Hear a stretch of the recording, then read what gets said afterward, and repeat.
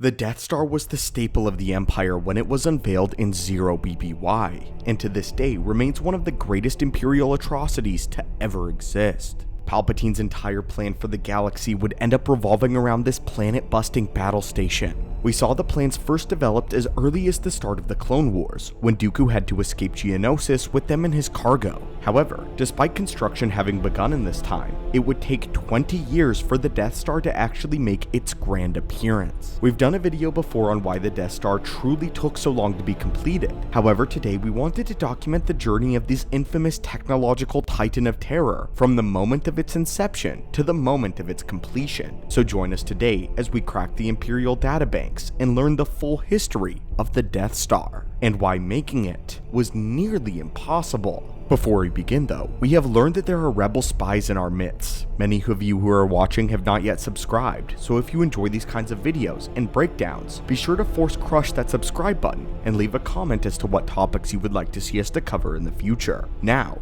let us commence with the briefing.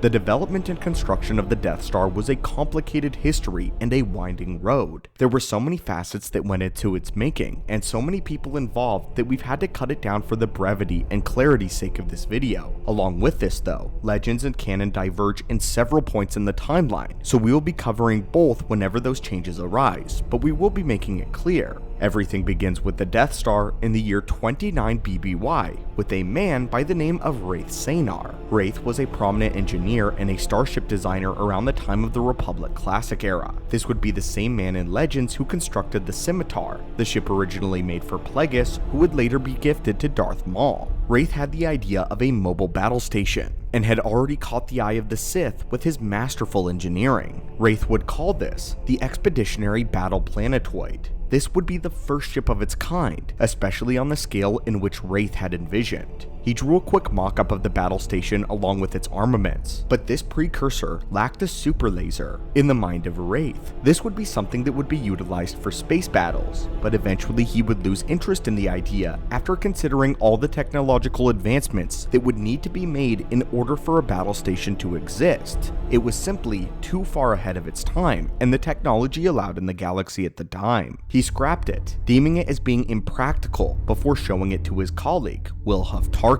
Unlike Raith, Tarkin believed that this idea was a stroke of nothing but pure genius, and Tarkin would take the plans for himself and implement it as a part of the Tarkin Doctrine. The Tarkin Doctrine, which would be developed much later on and eventually gifted to Palpatine. But as soon as he claimed the idea of his own, he would present this to Supreme Chancellor Palpatine for his consideration. To Tarkin, this was the future. Palpatine was immediately enchanted by the idea of a battle station and came up with the idea himself that the station should be used for far more than simply space combat. Sidious once stated that a Sith should always think on a monumental scale, and that is exactly what he did, as Sidious came up with the horrific idea of it being a planet-destroying weapon. Using his pull in the galaxy, Palpatine immediately began pooling resources together from the Trade Federation, the Techno Union, and the Intergalactic Banking Clan, and even later would embezzle money directly from the Republic to fund the creation of the Death Star. Eventually, through Dooku, plans would be finalized and developed on Geonosis. In Legends, this would be done by a man named Bevel Lamesk, a scientist who would go on to specialize in planet-destroying weaponry. They would strike a deal with the Archduke Poggle the Lesser in order to polish out the designs for the battle station, as well as for the superlaser on the desert world. Shortly following this, the Clone Wars would break out, giving the scientists concern that the plans were in the Separatists' hands. However, Palpatine, of course, was not worried about this in the slightest. In Legends, the skeletal support frames from which the Death Star would be constructed by the Geonosians would be finished by the midpoint of the Clone Wars. Anyone in the Republic who worked on it were only given a piece of the full plans of the Death Star and told it was a classified Republic military project. The Separatists, on the other hand, were told that it was a weapon which would win them the war. Poggle the Lesser was one of those under the assumption as well that the Separatists would win and that this was the key. Only Dooku knew the full truth of the Death Star's purpose, and in canon, Palpatine would show the plans to the Republic Strategic Advisory Cell in a top-secret briefing. In actuality, Palpatine had both sides of the war constructing the superweapon. During this meeting, Palpatine would frighten the leaders by making them believe the plans were for a separatist superweapon, Preying upon these fears, the Strategic Advisory Cell conceded to having the Death Star built for the Republic first, although they knew nothing about the superlaser. These meetings would continue, but only be kept to the elite 150 members of the Republic, and of course, no Jedi were ever allowed. Using fear, Palpatine ensured that the project was given basically endless funding. After Poggle the Lesser was captured during the Clone War, Director Krennic negotiated with him to have the Geonosians continue building the Death Star under the Republic's supervision in exchange for Poggle the Lesser's freedom. By the end of the Clone Wars, the structural support beams and the basic skeleton of the Death Star, as well as the dish, were completed. As a side note, the reason the Death Star never had any handrails was because it was built by Geonosians who could fly and had no such need for such safety measures. When it came to the building of the superlaser though, this is where things got very tricky very quickly. In Legends, Palpatine would send the Galactic Marines and a contingent of the 501st to Mygeeto, doing so in order to collect an energy crystal which could be used as the power source for the superlaser. This mission was known as Project Hammer Tong, and not even Ki-Adi-Mundi, the leader of this assault, knew about the ulterior motive on the world. In canon, the superlaser would be powered by many massive kyber crystals, inspired by ancient Sith technology, and this would be where we would meet Galen Erso.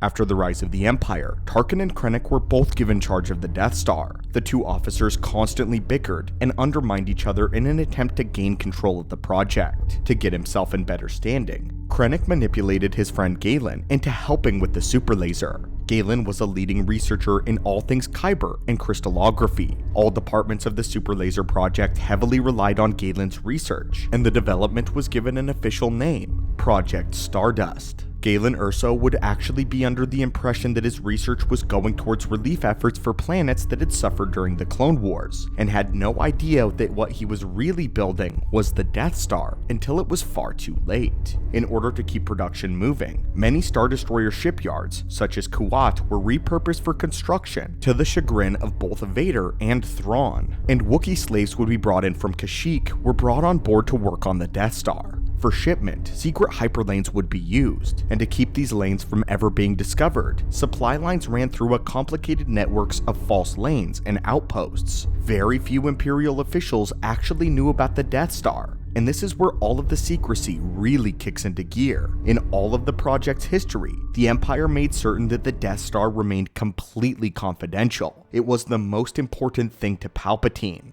But this would end up being why the Death Star was delayed for over 20 years. Even though it technically could have been completed in 2, the Empire's strategy was that no base commander, Moff, Admiral, or General should ever have unrestricted access to all of the information regarding shipments, scheduling, and construction progress. No single person was in charge of the project except for the Emperor, who rarely visited. Relying on countless suppliers and tens of millions of beings galaxy-wide, the project's immense size and need for secrecy hampered any real efforts for its completion in due time. And this was without counting all of the gymnastics that Palpatine had to jump through with the bureaucracy while trying to keep his project secret from the entirety of the Imperial Senate. Furthermore, it was delayed due to being plagued with all sorts of issues. There were constant union uprisings for the laborers, shipments from research sites were constantly postponed, asteroid mining above Geonosis proved unfeasible, and raids against convoys heading to the station spelled an administrative nightmare. In Legends, the architect of the Death Star, Bavel, had to spend time in a bacta tank after Vader nearly choked him to death,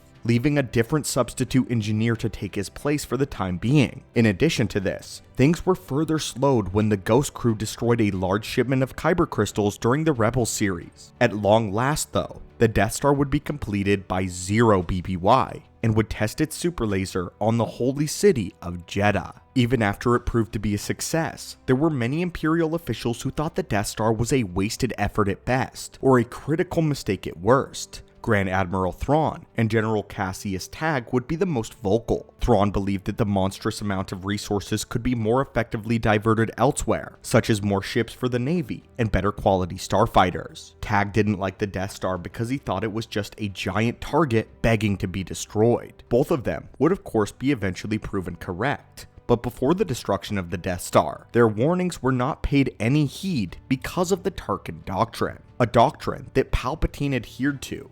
The infamous letter that Palpatine wrote directly to Palpatine sometime in the early years of the Empire stated that he believed in the construction of a symbol for Imperial rule, something large and intimidating whose mere presence would keep the galactic citizens in line forever. According to the Doctrine, the perceived threat of Force was much more effective than any Force itself. The kind of fear that a Star Destroyer inspired because of its size was the basis of this theory.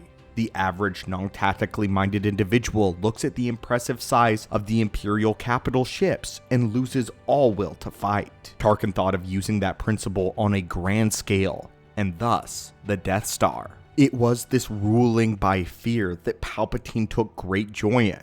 This is why he not only wanted the Death Star to exist for that purpose, but also wanted Tarkin in charge of it. It's interesting how Tarkin himself even points out that these rules of fear only work on the average person who is not tactically minded. Both Thrawn and Tag would only think of things in terms of strategy, and they could tell that the Death Star was a bad idea, as any strategic leader would easily figure out a way around such a benevolent battle station. But Palpatine wasn't just looking for effectiveness, he was looking for intimidation. This was why when the DS-1 failed, the DS-2 was made even larger. But that, my friends, was the history of the Death Star's complicated creation from inception to completion. It was wild how so many people were used and thrown aside over the course of the Death Star's terrible history. First, it was Wraith, then Poggle the Lesser, all of the Separatist leaders, Republic officials, Dooku, Galen Erso, and finally, Director Krennic was the last to be disposed of. The weapon left behind it a trail of blood before the superlaser was ever even operational or even fully developed. The Death Star was truly one of the most horrific, bloody, and complicated machines that the galaxy has ever seen, and its construction was an absolute nightmare. But anyway, my friends, thank you so much for joining us. What are your thoughts on the Death Star and its long history of bloodshed? Did you know all of the information held within this video? And did you know just how complicated the Death Star truly was? As always, my friends, thank you so much for joining us in the archives today, and may the Force be with you always.